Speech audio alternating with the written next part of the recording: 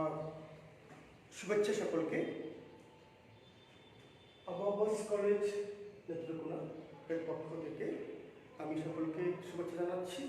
সকল নবীন শিক্ষার্থীরা যারা আমাদের কলেজে ভর্তি হয়েছে, এছাড়াও যারা আমাদের কলেজের স্টুডেন্ট না অথচ আমাদের ক্লাস দেখছো, সকলকেই শুভেচ্ছা জানাচ্ছি আমার পক্ষ থেকে, আমার কলেজের পক্ষ থেকে এবং আমার জীববিজ্ঞান ডিপার্টমেন্ট বিভাগের পক্ষ থেকে।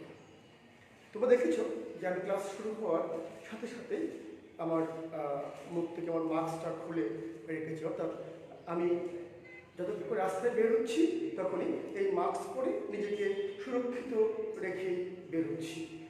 তোমাদেরকেও আমি বলবো, যখনই রাস্তায় বেরোবে অর্থাৎ ঘর থেকে বেরোবে বা কোনো জটলাযুক্ত জায়গায় ভিড়ে যাবে, তখন মাস্ক পরিধান করে তুমি বের হবে এবং নিজেকে সুরক্ষিত রাখো, তোমার পরিবারকে সুরক্ষিত রাখো, তোমার পরিজন, আত্মীয় স্বজন এবং সমাজ, সর্বোপরি দেশকে সুরক্ষিত রাখো। এই কামনা করছি করে আমি আমার আজকে অর্থাৎ তোমাদের একাদশ শ্রেণীর জীববিজ্ঞানের যে প্রথম ক্লাস সেটা অনলাইনে শুরু করছি। তোমরা যেটা একদম নতুন ভর্তি হয়েছে, আমাদের জাস্ট বলতে পারি যে কলেজেই প্রথম তোমরা ভর্তি হয়েছো, তাই আমার প্রথম যে বিষয়টা হলো তোমাদের দু একটি কথা আমাকে বলতে হবে। সেটা হলো যে কলেজ ক্যাম্পাস এবং স্কুলের ক্যাম্পাস এর মাঝে কিন্তু বিস্তর একটা ফারাক রয়েছে। তোমরা স্কুলে যেমন একটা গণ্ডির ভিতরে থেকে তোমাদের শিক্ষা জীবনটাকে গুছিয়ে রেখে এসছো, আমাদের কলেজে যখন তুমি ভর্তি হয়েছো তখন সেই গণ্ডি থেকে তোমরা একটু এলোমেলোভাবে তোমার জীবনটাকে সাজাতে হবে। কারণ এখানে সেই স্কুলের মতো গেট বন্ধ রাখার মতো গণ্ডি কলেজে নেই।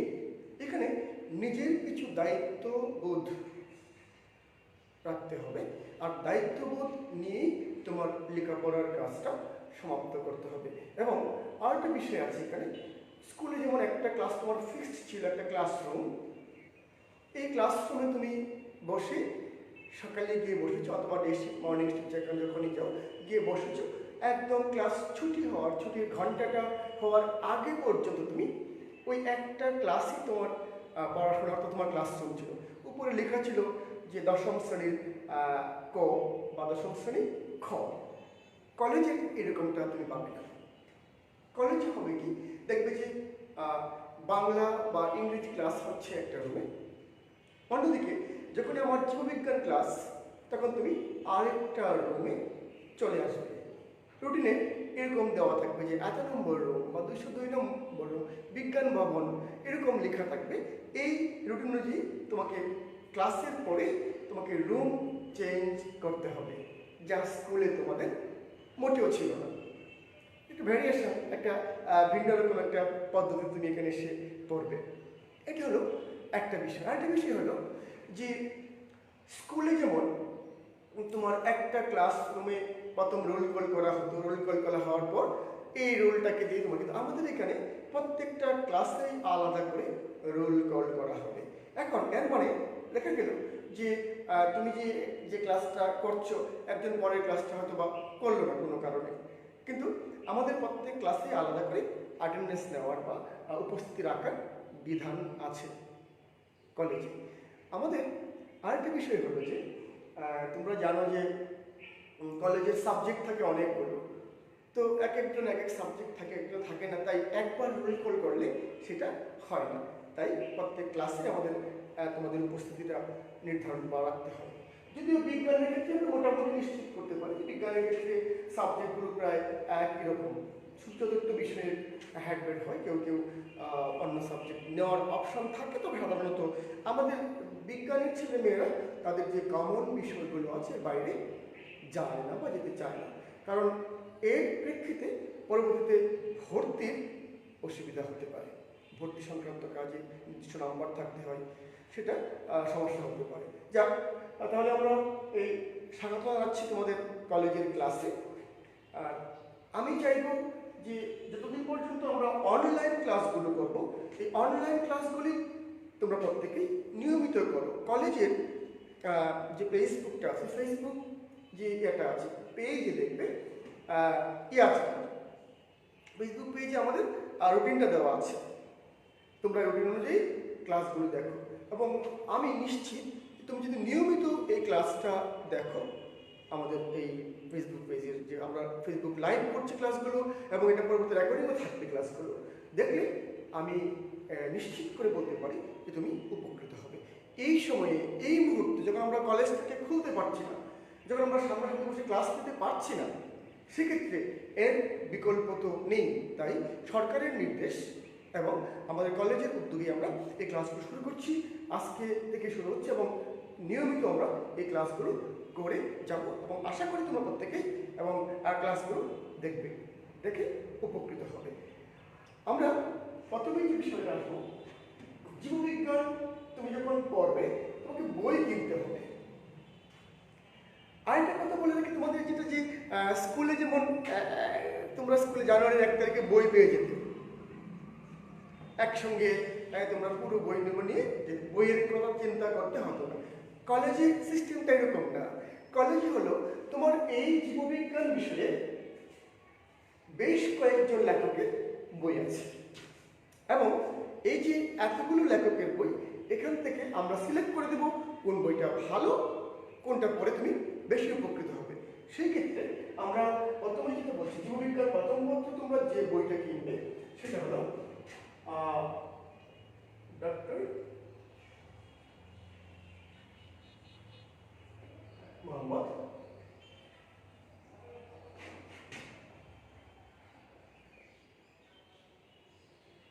আবুল হাসান, ডক্টর মোহাম্মদ আবুল হাসান। আবুল হাসানের বইটা আমরা রিকমেন্ড করবো তোমাদের কেনার জন্য। এই বইটা আপাতত তোমরা কেনো, একটা বই কিনে শুরু করো, পরবর্তীতে আমরা আরও বই, তোমাদের আরও বই লাগবে। আসলে যারা ভালো করতে চাই, একটা বই পড়তে হয় না, একাধিক বই পড়তে হয়, সেক্ষেত্রে আরও বই তোমাদের প্রয়োজন হবে। তো আপাতত এই একটা বই তোমরা কিনো। তবে একটা কথা জেনে রাখবে যে বাজারে যখন বই কিনতে যাবে তখন দেখবে যে বইয়ের সেশনটা, অর্থাৎ বইটা কোন সনের বইটা আছে, তুমি অবশ্যই 2020-এর জুলাইয়ের যে এডিশনটা আছে সেটা কিনবে। 2020-এর জুলাই এডিশন, জুলাই 2020 এডিশন যে বইটা আছে, এটা হলো মানে তোমরা জানো যে বইগুলো প্রতি 6 মাস পরে পরে আরো একদম নতুন বইটা, নতুন অনেক তথ্য এগুলোতে দেওয়া আছে। যেমন এই যে কোভিড-19, যে কারণে আমরা মাস্ক ব্যবহার করছি, স্যানিটাইজ ব্যবহার করছি সবসময়, এই কোভিড-19 একটা তোমরা জানো যে এটা ভাইরাস। এই ভাইরাল ডিজিজের একটা চ্যাপ্টার আমাদের আছে, আমাদের এই জীববিজ্ঞান প্রথম পত্রে আছে চ্যাপ্টারটা, 4র্থ অধ্যায়ে অণুজীব অংশে এই এটা আছে, তোমার চ্যাপ্টারটা আছে। তো এই অংশে ভাইরাস সম্পর্কে যেটুকু আলোচনা ছিল আগে, সেই আলোচনায় তো কোভিড নিয়ে আলোচনা ছিল না, কারণ তখন কোভিড নিয়ে আমাদের অনেকেই আমরা জানতামই না কোভিড সম্পর্কে, তাই না? আর অনেকে তোমরা জানো যে করোনা সম্পর্কে আমার ধারণা ছিল, কিন্তু কোভিড-19 তো আসলেই 2019 সালের ডিসেম্বরের দিকে। তাই এই সম্পর্কে ডিটেলস তথ্য তোমরা এই নতুন বইয়ে পাবে। তাই আমরা চাচ্ছি যে নতুন বইটাকেই তোমরা কিনবে, একদম থেকে কিনবে। এখন বইটা কিনে তুমি যখন বইটা হাতে পাবে, আমার অভিজ্ঞতা বলি, আমি প্রথম নতুন বইটা যখন, আমি এখন এই কাজটা করি, নতুন বই হাতে নিয়ে নাড়া দিয়ে ধুলাবালি সরিয়ে তুমি নতুন বইটা একটু গন্ধ নিবে, দেখবে যে নতুন বইয়ের গন্ধ আমার কাছে মনে হয় পৃথিবীতে এর চেয়ে সেরা কোনো গন্ধ হতে পারে না। আমার কাছে দুটো গন্ধকে আমার মনে হয় যে এটা অনেক ভালো লাগে। একটা হলো নতুন বইয়ের গন্ধটা, আর হলো অনেক দিন রোদের পর যখন বৃষ্টি হয় সেই বৃষ্টি হওয়ার সময় মাটি থেকে একটা গন্ধ বেরোয়, মাটির গন্ধ। এই দুটো গন্ধ আমার কাছে মনে হয় যে পৃথিবীর সেরা গন্ধ, এবং এটাতে আমি খুব পুলকিত হই এবং নেওয়ার জন্য আমি উৎকণ্ঠিত থাকি। তুমিও নতুন বইটা কিনে আগে বইটার গন্ধ নেবে, তারপর বইয়ের কভার পেজটা দেখবে। পুরো কভার পেজটা যখন তুমি উল্টাবে বইটা, তখন এই লেখকের নামটা দেখে তোমরা প্রথমেই সূচিপত্র দেখবে। সূচিপত্র দেখে তুমি বুঝতে পারবে যে এই বইয়ে মোট কয়টা অধ্যায় তোমাদের জন্য আছে। এই বইয়ে মোট তোমাদের জন্য 12টা অধ্যায় আছে। এই 12টা অধ্যায়ে আমরা এগুলিকে ভাগ করে তোমাদের একটা একাডেমিক ক্যালেন্ডার দিয়েছি। এই একাডেমিক ক্যালেন্ডারে ভাগ করে দেওয়া আছে যে এই 12টা অধ্যায়ে আমরা কোন কোন অংশটা, আমাদের 4টা পরীক্ষা হয়। তোমরা জানো যে প্রথম বছর একটা অর্ধবার্ষিক পরীক্ষা হয়, একটা বার্ষিক পরীক্ষা হয়, তারপরে একটা প্রি টেস্ট হয়, দেন একটা টেস্ট হয়। আমরা এই 12টা অধ্যায়কে ভাগ করে একাডেমিক ক্যালেন্ডারে গুছিয়ে দিই। যেমন বইটা একাডেমিক ক্যালেন্ডার খুললেই সেটা তোমরা পেয়ে যাবে। এখন এই অধ্যায়ের নামগুলো যদি তোমরা একটু দেখো, প্রথমে অধ্যায়ের নামগুলো দেখবে। আমি ধারাবাহিকভাবে এই অধ্যায়ের নামগুলো বলে দিচ্ছি। যেমন চ্যাপ্টার 1 প্রথম অধ্যায়, সেটা হলো আমাদের আছে কোষ ও এর গঠন, cell and its structure. Chapter 2 আছে হলো সেল ডিভিশন বা কোষ বিভাজন, সেল ডিভিশন বা কোষ বিভাজন। তৃতীয় অধ্যায়টা হলো আমাদের কোষ রসায়ন বা সেল কেমিস্ট্রি। চতুর্থ অধ্যায় একটু আগে বলেছিলাম অণুজীব, মাইক্রোবস, অণুজীব। পঞ্চম অধ্যায়টা হলো আমাদের শৈবাল ও ছত্রাক, অ্যালগি এন্ড ফাঞ্জাই। শৈবাল ও ছত্রাক, অ্যালগি এন্ড ফাঞ্জাই। ষষ্ঠ অধ্যায় দেখবে আমাদের আছে ব্রায়োফাইট অ্যান্ড টেরিডোফাইট, অর্থাৎ মস ও ফার্ন। সপ্তম অধ্যায়ে হল নগ্নবীজি ও আবৃতবীজি, জিমনোস্পার্ম অ্যান্ড অ্যাঞ্জিওস্পার্ম, নগ্নবীজি ও আবৃতবীজি। এরপরে অষ্টম অধ্যায়ে গিয়ে পাবে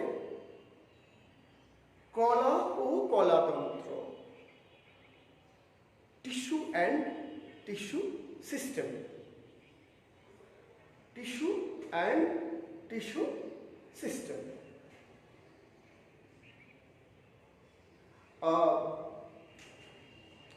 নবম অধ্যায়টা হলো তোমাদের সবচেয়ে বড় অধ্যায় এবং ইম্পর্টেন্ট একটা অধ্যায়, সেটা হলো প্লান্ট ফিজিওলজি, উদ্ভিদ শারীরতত্ত্ব। দশম অধ্যায় হলো উদ্ভিদ প্রজনন, প্লান্ট রিপ্রোডাকশন। অধ্যায় 11 হলো, তোমরা এটা আগে পড়েছো এটার কিছু অংশ, সেটা হলো বায়োটেকনোলজি, বায়োটেকনোলজি বা জীব প্রযুক্তি। 12 হলো এটা একটা খুব সহজ একটা অধ্যায়, এটা হলো জীবের পরিবেশ বিস্তার ও সংরক্ষণ। আমি ধারাবাহিকভাবে 12টা অধ্যায়ের নাম বললাম। আমি যেমন কোনো বই না দেখেই 12টা অধ্যায়ের নাম বললাম, তোমার কাজ হলো প্রথমেই বইটা খুলেই এই 12টা অধ্যায়ের নামগুলো ডিটেলস তুমি আয়ত্ত করে ফেলবে। পারবে তো? পারতে হবে। একটা বই নিয়ে এটা হবে তোমার প্রথম কাজ। যে অধ্যায়গুলো দেখে যে অধ্যায়গুলো লিখেছে। এখন কথা হলো এই অধ্যায়গুলোর ভিতরে কি কি আছে, আমি যেহেতু প্রথম ক্লাস সংক্ষেপে বলে দিচ্ছি যে এই অধ্যায়গুলোর ভিতরে কি কি বিষয় নিয়ে আলোচনা করা হবে। তারপর আমরা এক একটা অধ্যায়ে যাব, এই অধ্যায়টা ডিটেলস আবার পড়ব। এখন প্রথম অধ্যায় হলো কোষ ও এর গঠন। সেক্ষেত্রে তোমরা 9-10-এ পড়েছ কোষ কাকে বলে, কোষের স্ট্রাকচার পড়েছ, উদ্ভিদ কোষ, প্রাণী কোষ, এর ভিতরে যে অর্গানগুলো আছে এগুলো পড়েছ, এগুলো সম্পর্কে আলোচনা করা আছে। এখানে একটা বিশেষ অংশ এখানে জুড়ে দেওয়া হয়েছে, লাগিয়ে দেওয়া হয়েছে বা সংযুক্ত করা হয়েছে, সেটা হলো এখানে ওই ডিএনএ গঠনটা এখানে আনা হয়েছে। এই চ্যাপ্টারে ডিএনএ গঠন, ডিএনএ রেপ্লিকেশন, আরএনএ গঠনগুলি প্রকারভেদ, আর এখানে প্রোটিন সিনথেসিসের একটু অংশ যেমন ট্রান্সক্রিপশন, ট্রান্সলেশন, জেনেটিক কোড, এই বিষয়গুলো এইখানে এনে দেওয়া হচ্ছে। একটু জটিল, কিন্তু পড়লে এটা কোনোভাবেই তোমার কাছে জটিল মনে হবে না। এটা আসলে বুঝে পড়ার বিষয়, এটা বুঝে পেলে অনেক সহজভাবে তুমি আয়ত্ত করতে পারবে। চ্যাপ্টার 2 যেটা সেল ডিভিশন, এটা তো তোমরা আগেই পড়েছো। সেল ডিভিশনটা তোমরা পড়েছো হলো মাইটোটিক সেল ডিভিশনটা পড়েছো তোমরা 9-10-এ। মায়োসিস সম্পর্কে খুব হালকা পড়েছো, এখন আমরা ডিটেলস পড়বো এখানে। এছাড়া এখানে আছে তোমার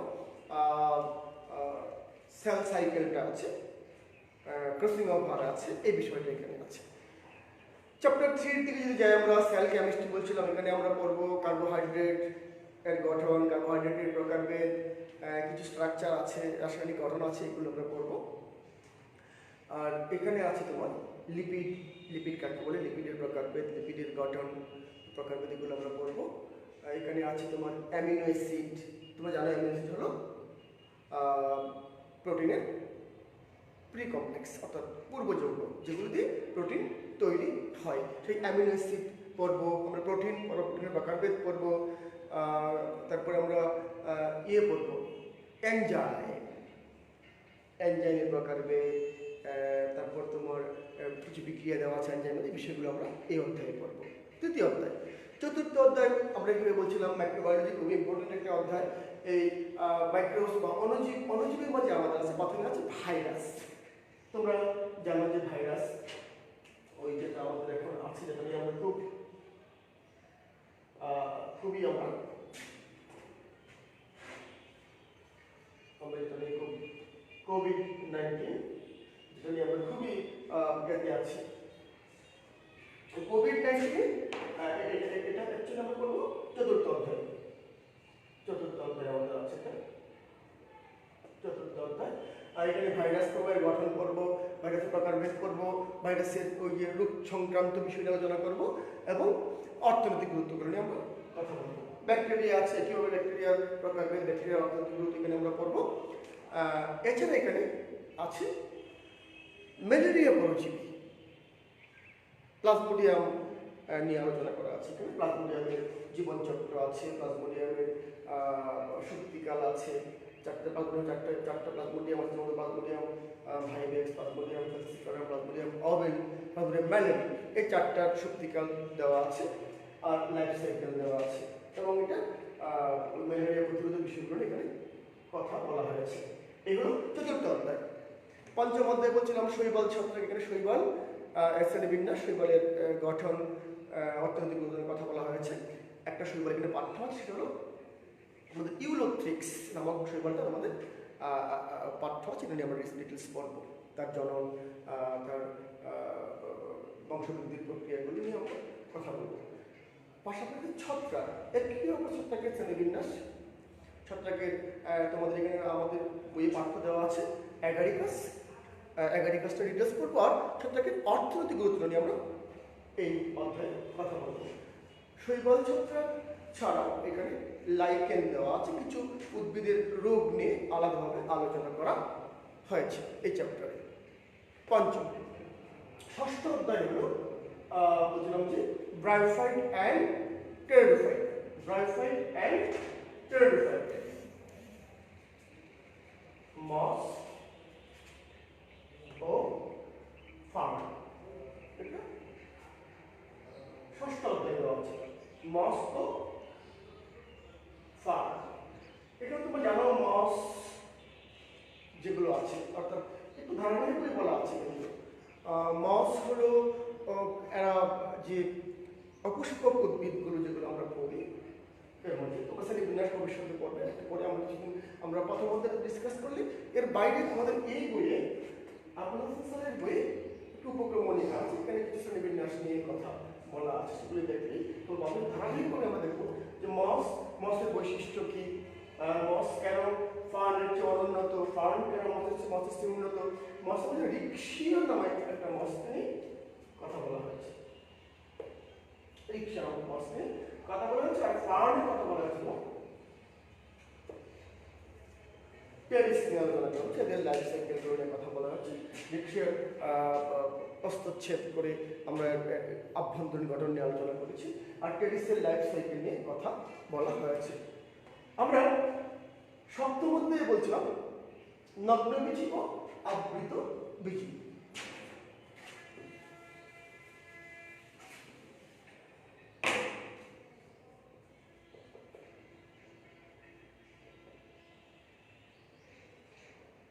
নগ্নবীজি ও আবৃত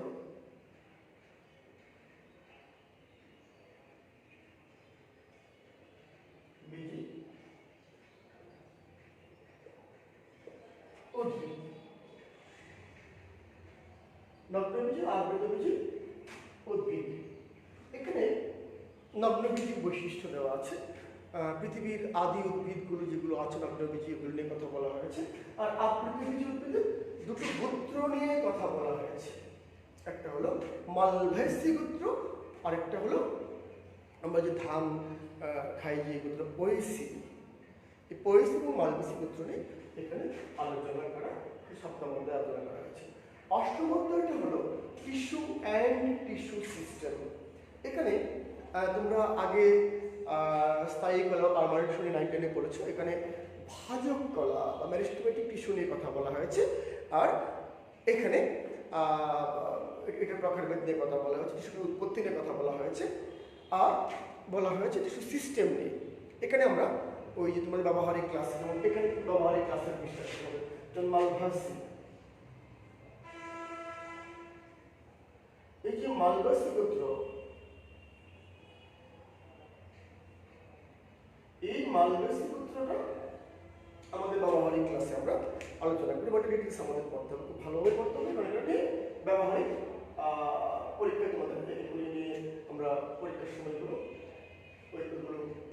দেওয়া হয় সেকশন করার জন্য, এটা পর্যবেক্ষণ করার জন্য।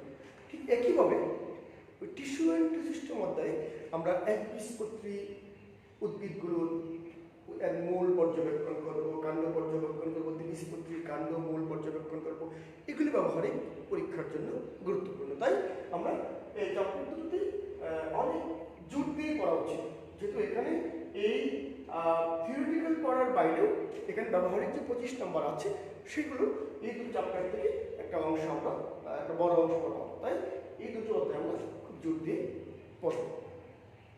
তাই অষ্টম অধ্যায়ের দিকে, অষ্টম তো গেল, নবম অধ্যায়,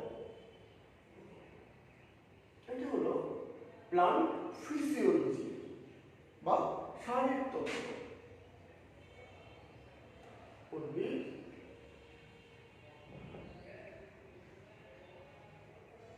শারীরিক তত্ত্ব, উদ্ভিদ শারীরিক তত্ত্ব। এই যে উদ্ভিদ শারীরিক তত্ত্ব যেটা আছে, প্লান্ট ফিজিওলজি মোস্ট ইম্পর্টেন্ট একটা চ্যাপ্টার।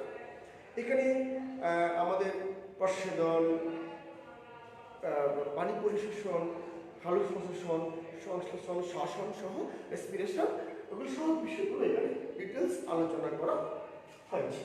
সুতরাং এই অধ্যায়টা অনেক গুরুত্ব দিয়ে পড়া উচিত, এবং এটা এখানে অনেক কিছু রিয়াকশনগুলো দেওয়া আছে, এগুলো বুঝে চ্যাপ্টারটা করতে হবে। তারপরে যেমন দশম অধ্যায়, দশম অধ্যায়টা হলো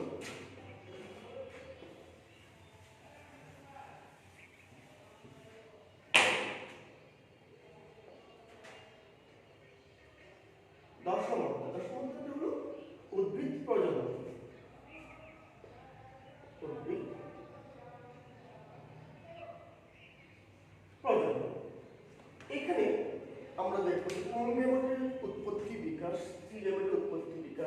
নিষেধ। এরপর এছাড়া অঙ্গজ প্রজনন অর্থাৎ অযৌন জনন নিয়েও এখানে বিস্তারিত আলোচনা করা হয়েছে দশম অধ্যায়ে। 9-10 লেভেলে বা আগে লেভেলে হয়তো এটা নিয়ে কিছুটা আলোচনা করবে। 11 অধ্যায় যেটা আমাদের আছে সেটা হলো জীব প্রযুক্তি। জীব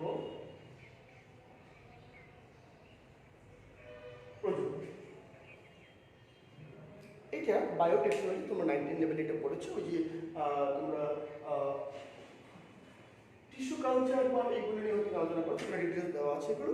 এছাড়া এখানে অনেক সুন্দর করে গুছিয়ে কীভাবে আমরা নতুন নতুন বৈশিষ্ট্যগুলোকে যোগ করে উদ্ভিদগুলোকে আমরা মডিফাই করতে পারবো এবং উদ্ভিদের উন্নয়ন করতে পারবো, যেগুলো আমাদের বর্তমান সময়ে যে এই শস্যের অভাব থেকে আমরা যেখানে কাটাতে 1 মণ 2 মণ 3 মণ ধান হতো, এখন 5-7 মণ 10 মণ ধান হচ্ছে, বলে সবাই জীব প্রযুক্তির অবদান। এইটাই চ্যাপ্টারে আমরা ডিটেলস আলোচনা করবো। অধ্যায় 12টা নিয়ে তোমাদের যেটা তোমরা সবাই জানো, একদম সামাজিক বিজ্ঞানের মতো একটা বিষয়, জীবের পরিবেশ, বিস্তার ও সংরক্ষণ। এবং ওই চ্যাপ্টারটা একদম আমি মনে করি এগুলো সহজ চ্যাপ্টার। এই হলো আমাদের 12টা অধ্যায়।